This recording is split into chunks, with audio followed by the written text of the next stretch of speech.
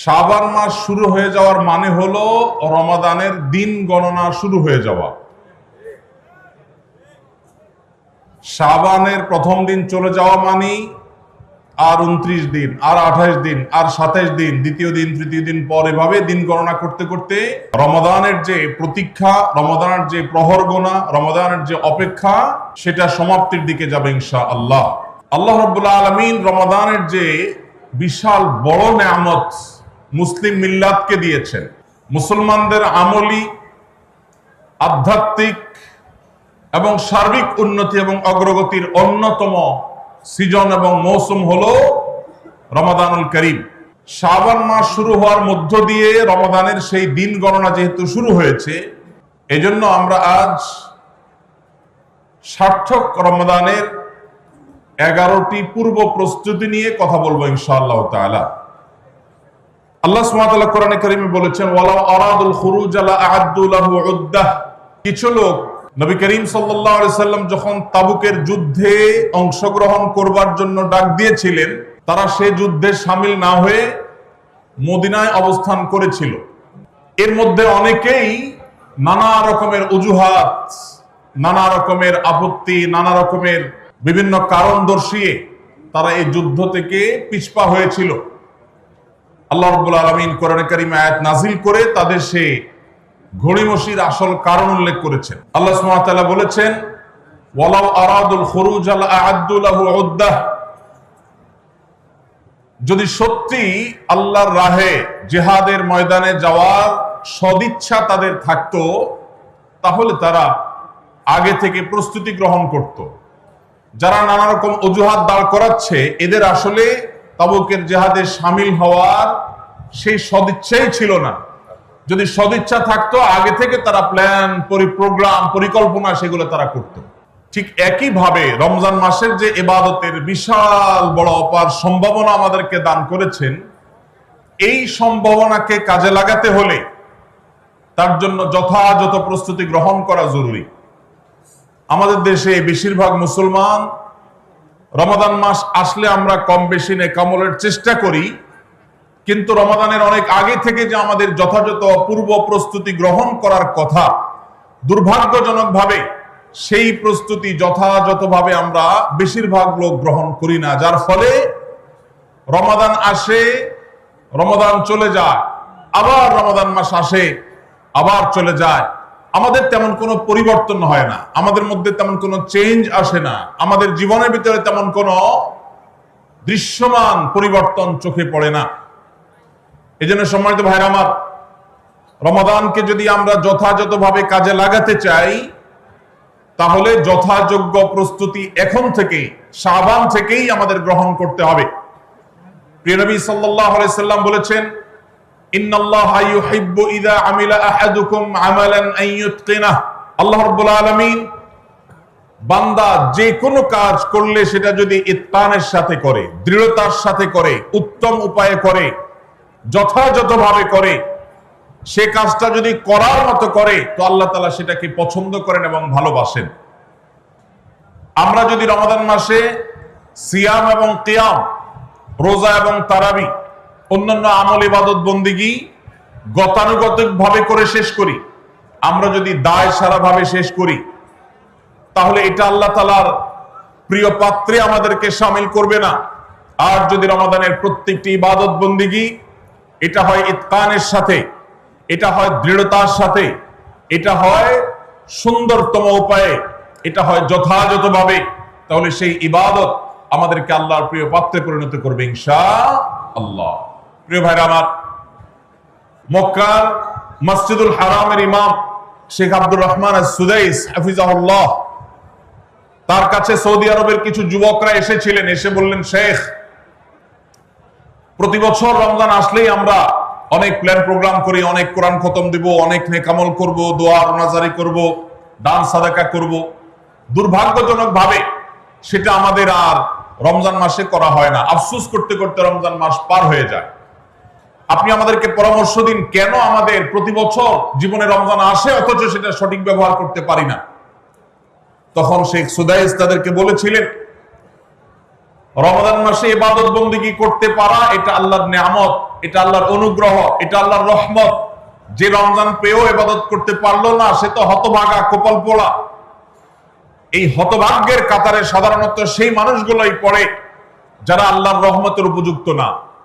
আমরা নানাবিধ অপরাধে, নানাবিধ গুনাহ করে, নানাবিধ নাফরমানি করে আল্লাহর রহমতের উপযুক্ততা আমরা হারিয়ে ফেলেছি, যার কারণে রমজানের ইবাদতের তৌফিক হয় না।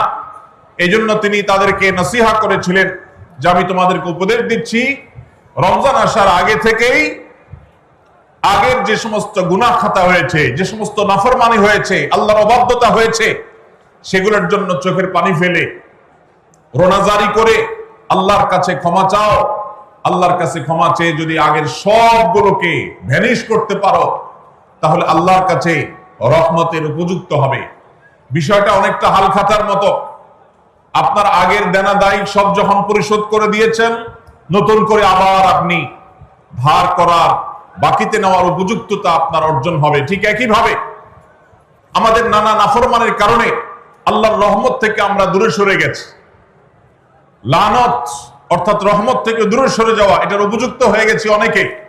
এই জন্য ভাইরা, এখন থেকে রমাদানের প্রস্তুতির নিয়তে আল্লাহর কাছে তওবা করা, গুনাহ মাফ চাওয়া, ইস্তিগফার করা, জীবন পরিবর্তন করবার সংকল্প করা, এটা হবে আমাদের রমাদানের প্রথম প্রস্তুতি। চেষ্টা করবো তো ইনশাআল্লাহ। প্রতিদিন যখনই তৌফিক হয় আল্লাহর সাথে একটু কথা বলবেন, আল্লাহ আমার সমস্ত গুনাহগুলো মাফ করে দিন, আমার নাফরমানি মাফ করে দিন, আমাকে আপনি ক্ষমা করে দিন। আমি যদি আপনার রহমতের জন্য কোনো কারণে অনুপযুক্ত হয়ে যাই, আমার কোনো বদবখতির কারণে, আমার কোনো কৃতকর্মের কারণে, তো আপনি সেগুলো মাফ করে দিন। এই যে দোয়া, এই দোয়া আপনাকে রমাদানে আল্লাহর ইবাদত বন্দেগী করার, আল্লাহর কাছে রোনাজারি করার, আল্লাহর কাছে ভালো আমল নিবেদন করার যে তৌফিক, এটার উপযুক্ত করে দিবে ইনশাআল্লাহ। তাহলে রমাদানের প্রস্তুতির প্রথমটি আমরা পেয়ে গেলাম, সেটা হলো আগের গুনাহ খাতাগুলো থেকে ইস্তিগফার করা, তওবা করা, ফিরে আসা। এর মধ্য দিয়ে রমাদানে ইবাদতের জন্য নিজেকে প্রস্তুত করব ইনশাআল্লাহ। চেষ্টা করা যাবে না ইনশাআল্লাহ? নাম্বার 2, দ্বিতীয় প্রস্তুতি হলো রমাদান মাসে আল্লাহ রাব্বুল আলামিন এই মাসের যে ফজিলত বর্ণনা করেছে, কোরআন এবং হাদিস সম্পর্কে যাদের মৌলিক ধারণা আছে, হাদিসে রাসূল সম্পর্কে যাদের একটু ঘাটাঘাটিও আছে, তারা জানেন 2-3টা আমল সম্পর্কে কোরআন এবং সুন্নাহর সবচেয়ে বেশি সংখ্যক ভাষ্য বর্ণিত হয়েছে। সবচেয়ে বেশি সংখ্যক। এত ফজিলতের, এত তাৎপর্যের, এত মর্যাদার হাদিস আর অন্য আমল সম্পর্কে সাধারণত দেখা যায় না। সেই কয়েকটি আমল যেগুলোর ফজিলত বিপুল পরিমাণ, যেগুলোর ফজিলত সম্পর্কিত হাদিসের সংখ্যা অনেক, সেই রকম আমলগুলোর মধ্যে থেকে অন্যতম আমল হলো এই রমাদান কেন্দ্রিক আমল, সিয়াম, রোজা, এগুলোর ফজিলত। তো আমাদের রমাদান কেন্দ্রিক প্রস্তুতি হিসাবে দ্বিতীয়ত যে কাজটি আমরা করতে পারি সেটি হলো এখন থেকেই রমাদান মাসের কি কি ফজিলত আছে, সিয়াম সাধনার কি কি ফজিলত আছে, রমাদানের কি কি আমল আছে, বিশেষ করে ফজিলত এবং মর্যাদার কথাগুলো আলোচনা শুরু করা। এখন থেকে বাসা বাড়িতে গোল হয়ে কোন নির্দিষ্ট বইকে কেন্দ্র করে পাঠ চক্র হতে পারে, গ্রুপ স্টাডি হতে পারে, পর্যালোচনা হতে পারে যে রমাদান মাসের কি কি মাহাত্ম্য আছে, এক একজন এক একটা বললেন। এই আলোচনা পর্যালোচনার মধ্য দিয়ে মনোজগতে রমাদানের জন্য এক ধরনের প্রস্তুতি, এক ধরনের আবহ তৈরি হবে ইনশাআল্লাহ। এজন্য দ্বিতীয় প্রস্তুতি হিসাবে আমরা এই কাজটি ইনশাআল্লাহ করব, সেটা হলো রমজানের ফজিলত, রমজানের মর্যাদা, সিয়ামের ফজিলত, অন্যান্য আমলের উপকারিতা, সেগুলো নিয়ে আমরা বেশি বেশি পর্যালোচনা করব। যত বেশি আপনি আগে থেকে পর্যালোচনা করবেন, রমাদানের প্রতি আপনার তৃষ্ণা, সিয়াম সাধনার প্রতি আপনার ভেতরে আকাঙ্ক্ষা, প্রত্যাশা এবং প্রতীক্ষা, এটা আপনার মধ্যে বাড়তে থাকবে এবং রমাদানের প্রতিটা মিনিটকে কাজে লাগাবার জন্য তাগাদা আপনার ভিতরে অনুভব হবে ইনশাআল্লাহ।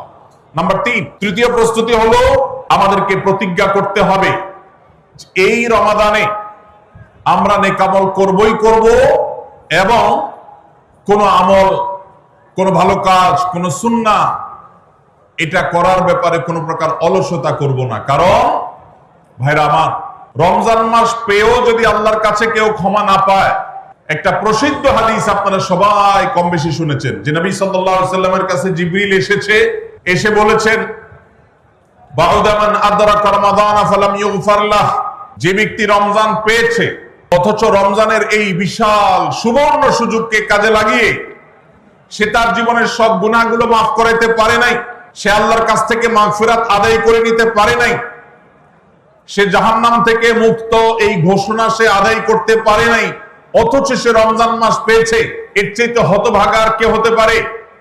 তা সে ধ্বংস হোক, এই বদদুআয় নবী সাল্লাল্লাহু আলাইহি সাল্লাম আমিন বলে সমর্থন জানিয়েছেন, সায় দিয়েছেন। এজন্য ভাইরা, রমজান মাস এসেছে কিন্তু আমল ইবাদত হয় নাই, রমজান মাস এসেছে আবার চলে গেছে কিন্তু আমার গুনাহ আল্লাহর কাছ থেকে মাফ করাতে পেরেছি বলে আমার বুক সাড়া দেয় না, তাহলে এর চাইতে বড় হতভাগা, এর চাইতে বড় কপাল পড়ার কেউ হতে পারে না। রমজানের আমল ইবাদত, রমজানের নেক আমল, রমজানের দোয়া, রমজান মাসের চোখের পানি ফেলা, এটা ভাইরা শুধুমাত্র নিজের প্রেরণার জায়গা থেকে শুধুমাত্র সওয়াব আহরণের জন্যই নয়। এটা যদি না করি তাহলে জিবরিলের বদদুয়া, নবীজি সাল্লাল্লাহু আলাইহি সাল্লামের বদদুয়া, আল্লাহর পক্ষ থেকে ধ্বংস হওয়ার পরোয়ানা, এগুলো অনিবার্য হয়ে যাবে। এই কথা চিন্তা করে এখন থেকে রমাদান কেন্দ্রিক প্রস্তুতির অংশ হিসাবে আমাদেরকে প্রতিজ্ঞা করতে হবে, এইবারের রমাদানের প্রতিটা দিন আমি আল্লাহর কাছে চোখের পানি ফেলে একটা নির্দিষ্ট সময় কান্নাকাটি করব, আমার গুনাহ খাতাগুলোকে মাফ করাবো, জাহান্নামীদের তালিকা আমার নাম যদি কোনো কারণে যেয়ে থাকে আমি এমন ভাবে রোনাজারি করব, এমন ভাবে ইস্তেগফার করব, এমন ভাবে চোখের পানি ফেলবো, একান্তে নীরবে আল্লাহর সাথে কথা বলবো যেন আমার সমস্ত গুনাহগুলো মাফ হয়, জাহান্নামীদের তালিকা থেকে যেন আমার নাম কেটে যায়। এর জন্য ভাইরা এখন থেকে প্রতিজ্ঞাটা করতে হবে। প্রস্তুতি হলো কাজ হবে রমজানে, কিন্তু প্রতিজ্ঞা হবে এখন থেকে যে আমি কোনোভাবে এইবারের রমজানের সুযোগ আর হাতছাড়া করব না ইনশাআল্লাহ। তাহলে 3 নম্বর হলো যে রমজান কেন্দ্রিক সমস্ত আমলগুলো করব, আল্লাহর কাছে তওবা ইস্তেগফার করে নিজের গুনাহগুলোকে মাফ করায়া ছাড়বো, জাহান্নাম থেকে মুক্তি তথা নাজাত এটা নিজের করে নেব, এই মর্মে প্রতিজ্ঞাটা এখন থেকে যেই কয়দিন রমজান আসতে সময় আছে প্রতিদিন আমাকে নবায়ন করতে হবে। প্রতিজ্ঞা আজকেরটা যেভাবে হবে কালকেরটা আরো স্ট্রং হবে, তারপরের দিন আরো স্ট্রং হবে। প্রতিদিন আমি স্বপ্ন লালন করব কবে রমজান শুরু হবে, আর আমি আল্লাহ রাব্বুল আলামিনের কাছে রমজানের এই সমস্ত ইস্তেগফার, তওবা, আমল এগুলোকে নিবেদন করতে থাকবো। চেষ্টা করা যাবে না ইনশাআল্লাহ। তাহলে 3 নম্বর প্রস্তুতি হলো রমজান মাসে নেক আমল করার প্রতিজ্ঞা করা, মাগফিরাত এবং নাজাত আদায় করার প্রতিজ্ঞা এখন থেকে করা। নাম্বার 4 নম্বর যে প্রস্তুতিটা আমাদের নিতে হবে সেটা হলো, যদি আগের রমজানের কোন রোজা কারোর কাজা থাকে, এই রমজান আসার আগে আগে শাবান মাসের মধ্যেই সেই কাজাগুলো আদায় করে ফেলা উচিত। আম্মা জান আয়েশা রাদিয়াল্লাহু তাআলা আনহা বলেছেন যে নারী হিসাবে রমজান মাসে যে কয়েকটা রোজা ভাঙতি পড়ে, নবীজি সাল্লাল্লাহু আলাইহি সাল্লাম রমজান পরে পুরো সময়টা তার কাছে থাকার কারণে তিনি সেই রোজাগুলো রাখার সুযোগ সেভাবে পেতেন না, স্বামীর হকের কথা মাথায় রেখে রোজাগুলো রাখতেন না। এবং শাবান মাস আসলে নবীজি সাল্লাল্লাহু আলাইহি সাল্লাম নিজেও বেশি বেশি নফল রোজা রাখতেন। মা আয়েশা রাদিয়াল্লাহু তাআলা আনহা বলেছেন যে তিনিও তার রমজানের বাকি রোজা যেগুলো ছিল ভাঙতি রোজা সেগুলো তিনি রেখে ফেলতেন। এই হাদিস থেকে বোঝা যায় রমজানের রোজা যদি কারোর কাজা হয়, পুরুষদের অসুস্থতার কারণে হতে পারে, মা বোনদের মাসিকার কারণে হতে পারে, তাহলে সেই রোজা যত দ্রুত সম্ভব আমরা কাজা করে ফেলবো। এবং সেই কাজা করতে যদি কোনো কারণে, যৌক্তিক কারণে বা যে কোনো কারণে যদি বিলম্ব হয়, তাহলে এই বছরের আসন্ন রমজানের প্রস্তুতির অংশ হিসাবে আগের রমজানের কোনো ভাঙতি রোজা থাকলে সেগুলো সব রেখে কাজা করে সম্পূর্ণভাবে এই রোজার জন্য প্রস্তুত হবে। এটা হলো 4 নম্বর প্রস্তুতি। নাম্বার 5 নম্বরের রমজানের প্রস্তুতি হলো আল্লাহ রাব্বুল আলামিনের কিছু সাধারণ ক্ষমা আছে, কমন ক্ষমা, গণহারে মাফ। আল্লাহ তাআলার এই যে সাধারণ ক্ষমা, গণহারে মাফ, দুটি বিষয় এই গণহারে মাফ থেকে মানুষকে দূরে সরিয়ে রাখে। আল্লাহর গণহারে যে ক্ষমা, এই গণক্ষমার উপযুক্ততা নষ্ট করে দেয় দুটি জিনিস। তার একটি হলো শিরক, আরেকটি হলো হাসাদ। একটা হলো হিংসা, আরেকটা হলো শিরক। নবী করিম সাল্লাল্লাহু আলাইহি ওয়াসাল্লাম বিভিন্ন হাদিস থেকে আমরা জানি তিনি বলেছেন, আল্লাহ রাব্বুল আলামিন বিশেষ করে লাইলাতুন নিসফি মিন শাবানে যখন মানুষকে গণহারে ক্ষমা করেন, তখন দুই শ্রেণীর মানুষকে আল্লাহ তাআলা মাফ করেন না, ইল্লা লিল মুশরিকিন ও মুশাহিন। তবে যদি মুশরিক আর মুশাহিন থাকে, শত্রুতা করে, হিংসা করে অন্যের প্রতি, এইরকম মানুষ যদি থাকে, তাদেরকে আল্লাহ তাআলা সাধারণ ক্ষমা আওতায় আনেন না। রমাদানে আল্লাহ তাআলা প্রতিদিন বহু মানুষকে সাধারণ ক্ষমা করেন। রমজান যখন কাছে আসে, সে দশক আসে, তখন সাধারণ ক্ষমার পরিমাণ বেড়ে যায়। নবী সাল্লাল্লাহু আলাইহি সাল্লাম বলেছেন, ওয়ালিল্লাহি উতাকাউ মিনান নার ওয়া যালিকা ফি কুল্লি লাইলা। রমজানের প্রত্যেক রাতে বহু মানুষকে আল্লাহ তাআলা জাহান্নাম থেকে মুক্ত ঘোষণা দিয়ে দেন। অমুক জাহান্নাম থেকে মুক্ত, অমুকের ছেলে অমুক জাহান্নাম থেকে মুক্ত, অমুকের ছেলে অমুক, তার নাম জাহান্নামের তালিকা থেকে কাটা, জান্নাতের তালিকা চলে আসবে। অসংখ্য মানুষকে এভাবে এই সুযোগ আল্লাহ তাআলা দান করেন। যারা শিরকে লিপ্ত, সেটা যেই কোনো ধরনের শিরক হোক, কবরকে যারা সিজদা করে, মাজারকে যারা পুজো করে, জীবিত মৃত মানুষকে যারা সিজদা করে, কবরে যারা প্রার্থনা করে, সেখানে যারা সন্তান চায়, ব্যবসার উন্নতি চায়, যত প্রকার শিরক আছে কবর কেন্দ্রিক এগুলাতে লিপ্ত হয়, অথবা এর বাইরে আরো যত রকমের শিরক গোটা দুনিয়াতে আছে, কোন প্রকার শিরকে যখন মানুষ লিপ্ত হয়, তখন এই ব্যক্তি আল্লাহ তাআলার সাধারণ ক্ষমার উপযুক্ত আর থাকে না। এই জন্য ভাইরা, রমজানের প্রস্তুতির অংশ হিসাবে 5 নম্বরের যে প্রস্তুতি আমরা গ্রহণ করব, সেটা হলো আল্লাহ তাআলা যেহেতু রমজানে অনেককেই সাধারণ ক্ষমা করবে, আমি যেন সেই সাধারণ ক্ষমা প্রাপ্ত সৌভাগ্য মানুষদের তালিকায় ঢুকতে পারি, সেজন্য আমার অন্তর থেকে হিংসাকে ধুয়ে মুছে সাফ করে ফেলতে হবে। কোন মুসলমানের কল্যাণ দেখে আমার কষ্ট হবে না, কারোর ভালো দেখে আমার ভিতরে জ্বালা পড়া হবে না। পারলে তার জন্য আরো বেশি দোয়া করব, যে কারো ভালো হোক আমি আরো ভালো চাইবো, কারোর কোনো ক্ষতি আমি চাইবো না। এই কল্যাণকামিতাই হলো দিন। আদ-দীন ওয়ান নাসিহা। কিলা লিমান ইয়া রাসূলুল্লাহ, ক্বালা লিল্লাহি ওয়া লিরাসূলিহি ওয়া লিআম্মাতিল মুসলিমিনা ওয়া আইম্মাতিহিম। নবী সাল্লাল্লাহু আলাইহি সাল্লাম বলেছেন, ধার্মিকতা কিসের নাম? ধার্মিকতা, দিনদারিতা কিসের নাম? ধার্মিকতা হলো কল্যাণকামিতার নাম। আল্লাহ রাব্বুল আলামিনের আদেশ নিষেধ মেনে চলা, নবী সাল্লাল্লাহু আলাইহি সাল্লামের আদেশ নিষেধ মেনে চলা, এটাই হলো তাদের জন্য কল্যাণকামিতা। আর সকল স্তরের সাধারণ মানুষের কল্যাণ চাওয়া, কারোর ক্ষতি না চাওয়া, এটাই হলো দিনদারিতা। যে ব্যক্তি কারোর ক্ষতি চায়, যে মুসলমান আরেক মুসলমানের ভালো দেখলে তার ভিতরে জ্বালা পোড়া করে, অস্থিরতা আসে, সে ভালো মুসলমান না, সে হিংসুক, তার ভিতরে কবিরা গুনাহ আছে। এজন্য রমাদান মাসে আল্লাহর সাধারণ ক্ষমা পেতে হলে অন্তরকে এখন থেকে পরিচ্ছন্ন করতে হবে, চোখটা বন্ধ করে মনে রাখতে হবে, স্মরণ করতে হবে, আমার আশেপাশে এমন কে আছে যার কল্যাণ দেখলে আমার সহ্য হয় না, যার ভালো দেখলে আমার ভিতরে জ্বালা পোড়া করে, যার সুসংবাদ শুনলে আমার ভিতরে খারাপ লাগায় কাজ করে, তাহলে বুঝতে হবে তার প্রতি আমার হিংসা আছে। আল্লাহর জন্য নিজের হিংসা থেকে পরিচ্ছন্ন হয়ে অন্তরকে ধুয়ে সাফ করে তারপরে রমজানের সাধারণ ক্ষমার জন্য উপযুক্ত করতে হবে এখন থেকে।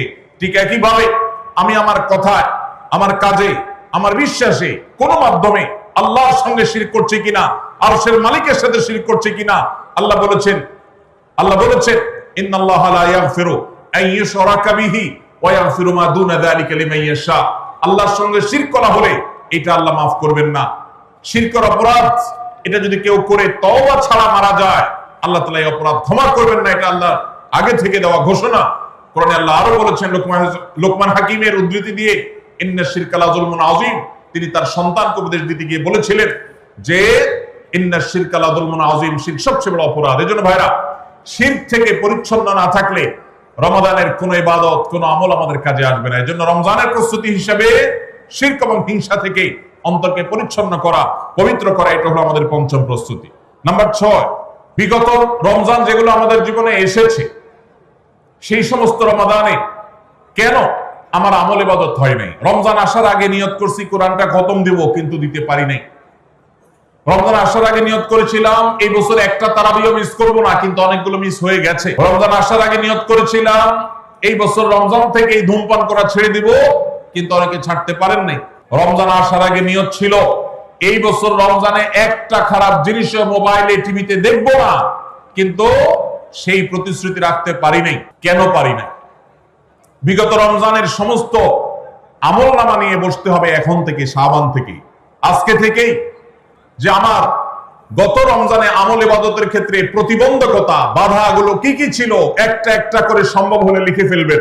নাম্বার 1, আমি তারাবিটা নিয়মিত পড়তে পারি নাই কারণ অমুক অমুক বন্ধুর সাথে আড্ডায় যেতে হয়েছে, তাহলে এটা আমার একটা বাধা।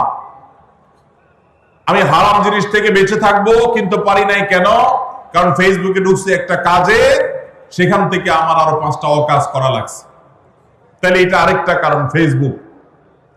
এভাবে একটা একটা করে আপনি যদি কারণ লেখেন, লেখার পর আসন্ন রমাদানকে অর্থবহ এবং সার্থক করবার স্বার্থে এবং প্রয়োজনে সেই চিহ্নিত কারণগুলো একটা একটা ধরে হিম্মত করে সৎসাহস করে আল্লাহকে সন্তুষ্ট করবার আশায় ছুঁড়ে ফেলে দিতে হবে নিজের জীবন থেকে।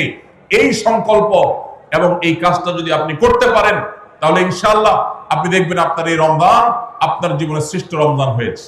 ভাইরা আমার, নবী করিম সাল্লাল্লাহু আলাইহি সাল্লাম তার জীবদ্দশায় কয়টা রমজান পেয়েছেন?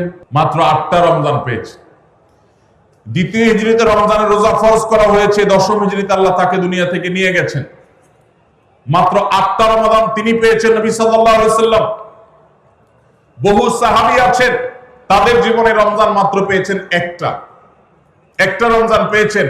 এরপরে রমজান আসার আগে হয়তো জিহাদের ময়দানে গিয়ে শাহাদাত বরণ করেছেন। অনেক সাহাবী আছেন হয়তো 40, 45, 50 বছর বয়সে ইসলাম গ্রহণ করেছেন, এরপরে কয়েক বছরের মধ্যে দুনিয়া থেকে চলে গেছেন, রমজান পেয়েছেন অল্প কয়েকটা।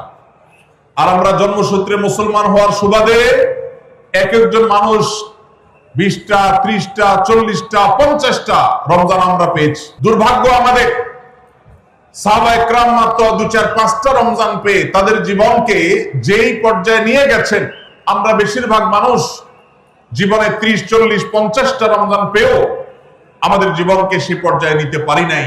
ভাইরা আমার, এই জন্যই আসন্ন রমজানকে সঠিকভাবে ব্যবহার করবার জন্য আমাদের বিগত রমজানগুলোর সমস্ত সমস্যাগুলোকে চিহ্নিত করতে হবে। কি কি কারণে আমি এর আগের রমজানগুলো সঠিকভাবে কাজে লাগাতে পারিনি, ব্যবহার করতে পারিনি, সেগুলো একটা একটা করে দূর করতে হবে। যেমন সোশ্যাল মিডিয়া, ফেসবুক, ইউটিউবের আসক্তি, এটা আমার আগের বছর রমাদানের যে ইবাদত, এটার ক্ষেত্রে প্রতিবন্ধকতা ছিল। তাহলে এই বছরের ইবাদতের প্রস্তুতির অংশ হিসাবে এই সোশ্যাল মিডিয়া, ফেসবুক আমার মোবাইল থেকে আনইনস্টল করে ফেলতে হবে। চেষ্টা করা যাবে না ইনশাআল্লাহ? ভাইরা আমার, যদি ফেসবুক আমার আমল ইবাদতের প্রতিবন্ধকতা তৈরি করে, তাহলে ফেসবুককে আল্লাহর জন্য কোরবানি করবেন রমজান মাস উপলক্ষে। কারা কারা প্রস্তুত আছেন? হাত তোলেন। বুঝে শুনে হাত তুলছেন?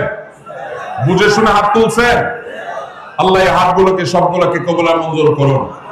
যুবক ভাইরা, আপনারা ফেসবুক মোবাইল থেকে আনইনস্টল করার নিয়ত করছেন, এটার মানে কিন্তু আপনারা এক একজন আল্লাহর রাহে কোরবানি হওয়ার নিয়ত করছেন। প্রস্তুত আছেন তো ইনশাআল্লাহ?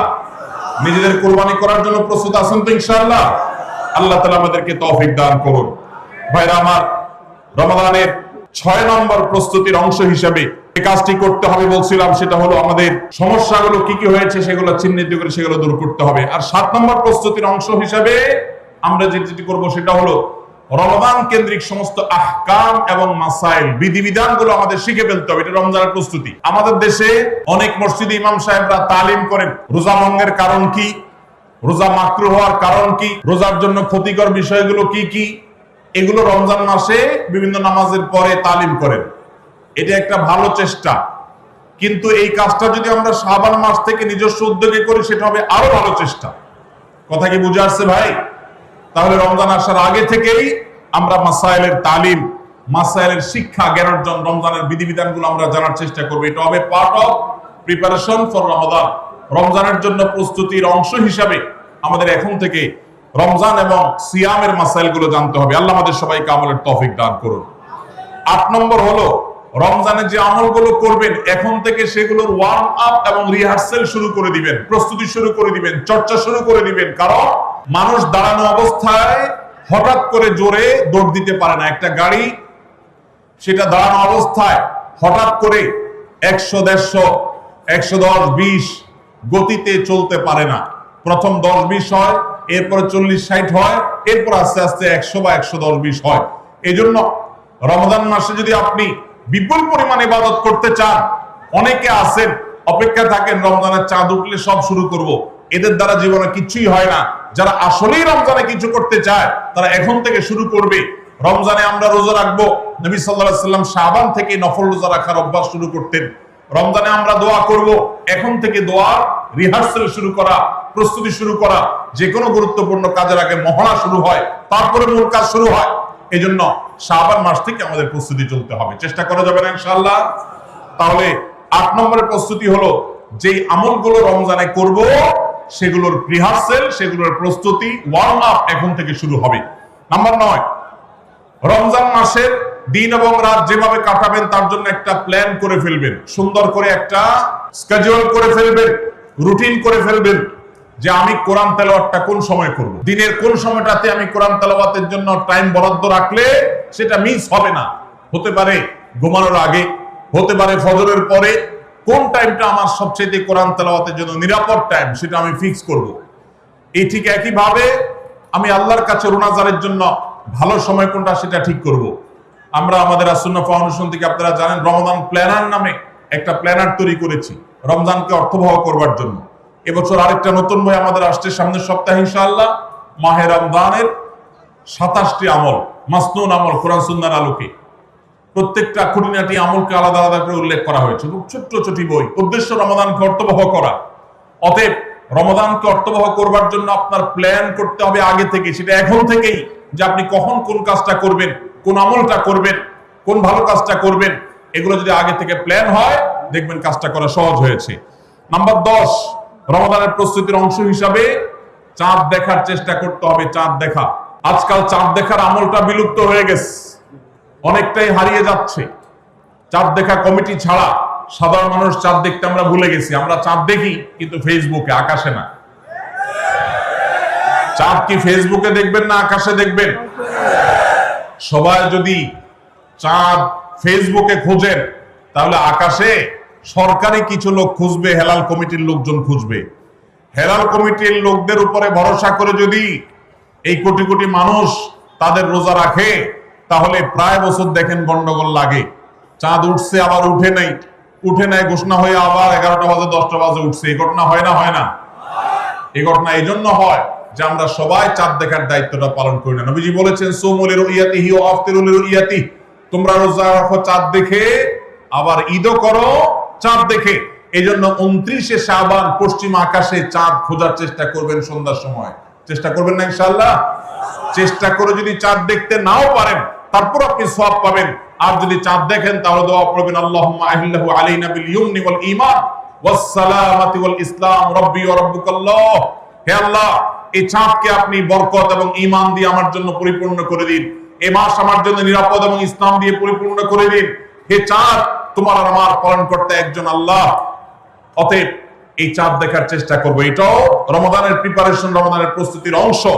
11 নম্বর হলো আল্লাহর কাছে ভাই চোখের পানি ফেলে এখন থেকে দোয়া করবো, আল্লাহ এই যে রমজান আসছে এটা যেন আমার জন্য লাইফ চেঞ্জিং হয়, এটা যেন আমার জীবন পরিবর্তনকারী হয়, এটা যেন আমাকে মুত্তাকি বানিয়ে ছাড়ে, এটা যেন আমাকে নেকামল ওয়ালা বানিয়ে দেয়, এটা যেন আমার জীবনে বিশাল বড় অ্যাচিভমেন্ট এনে দেয়, এটা যেন আমাকে মাগফিরাত পাইয়ে দেয়, এটা যেন আমাকে নাজাত পাইয়ে দেয়, এটা যেন আমাকে জান্নাতের উপযুক্ত করে।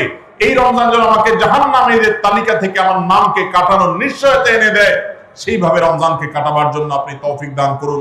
এখন থেকে আল্লাহর কাছে এই বরাদ্দ আদায় করতে হবে, চেয়ে নিতে হবে এবং সেটার জন্য দোয়া করতে হবে। এই দোয়াটা হলো একাদশ এবং সর্বশেষ প্রস্তুতি। চেষ্টা করা যাবে না ইনশাআল্লাহ রমাদানকে কেন্দ্র করে? তাহলে যে প্রস্তুতিগুলো আমরা নিতে পারি, যেগুলো আমাদের রমাদানকে অর্থবহ করতে পারে, তার ভিতরে 1 নম্বর বলেছিলাম তওবা ইস্তেগফার করে আগের সব গুনাহগুলো থেকে আল্লাহর কাছ থেকে মাগফিরাত আদায় করে নেওয়া, যাতে করে রমজানে ইবাদতের জন্য আপনি উপযুক্ত হন, আল্লাহর রহমত প্রাপ্তির তৌফিক প্রাপ্ত হন।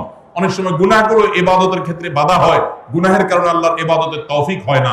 নাম্বার 2, আল্লাহ রাব্বুল আলামিন রমজানের এবং সিয়ামের যে ফজিলতের কথা বলেছেন, নবীজি সাল্লাল্লাহু আলাইহি ওয়াসাল্লাম যেসব ফজিলতের কথা বলেছেন, মর্যাদা, মাহাত্ম্য, তাৎপর্যের কথা বলেছেন, এগুলো আলোচনা, পর্যালোচনা, এগুলো এখন থেকে শুরু করা। আপনার অফিসে, বাসায় বিভিন্ন রকমের হাদিস, রমজানের ফজিলত, সাহরি ইফতারের ফজিলত, গুনাহমুক্ত থাকার ফজিলত, তাকওয়া চর্চার ফজিলত, রমজানের আমল, এগুলো এখন থেকে জানাশোনা শুরু করে দেন। এখন থেকে এটা রিহার্সাল শুরু করেন। রমজানকে অর্থবহ করবার জন্য আমরা রমজান প্ল্যানার করেছি। রমজানকে অর্থবহ করবার জন্য আমরা কোরআন তারাবির সালাতে কোরআনের বার্তা বই করেছি। রমজানকে অর্থবহ করার জন্য আমাদের আরেকটা বই আসছে, মাহে রমজানের 27 আমল। এই সব আয়োজন কিভাবে রমজানকে সুন্দরভাবে কাটানো যায় সেজন্য এখন থেকে আপনি ফজিলতের হাদিসগুলো জানেন, আলোচনা করেন, দেয়ালে দেয়ালে নিজের বাসায় লাগায় রাখেন এবং বারবার দেখেন, পর্যালোচনা করেন, আবহাওয়া তৈরি হবে ইনশাআল্লাহ। নাম্বার 3, তৃতীয় প্রস্তুতি হলো এইবারের রমাদানে যে কোনো ভাবে মাগফিরাত আদায় করে ছাড়বো আল্লাহর কাছ থেকে। জাহান্নামীদের তালিকা আমার নাম থেকে থাকলে এটা কাটায় ছাড়বো এই মর্মে প্রতিজ্ঞা করা, এটাও প্রিপারেশন। এখন থেকে নিয়ত করা যে এই রমজানটা অর্ডিনারি রমজান হবে না, এই রমজানটা শুধু সাহরি আর ইফতার আর তারাবি এই 3 জিনিসের নাম হবে না, এটা একটা অর্থবহ রমজান হবে। একটা নাফরমানি আমি করব না, একটা গুনাহ আমি করব না। এখন থেকে প্রতিজ্ঞা করতে হবে নিজের সাথে নিজে, প্রতিদিন নিজের সাথে নিজের বোঝাপড়া ফাইনাল করতে হবে, এটা প্রস্তুতি।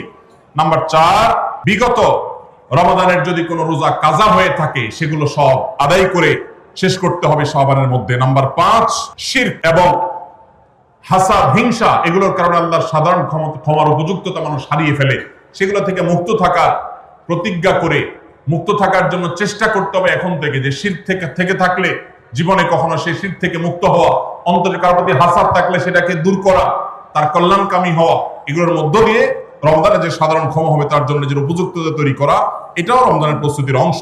নাম্বার 6,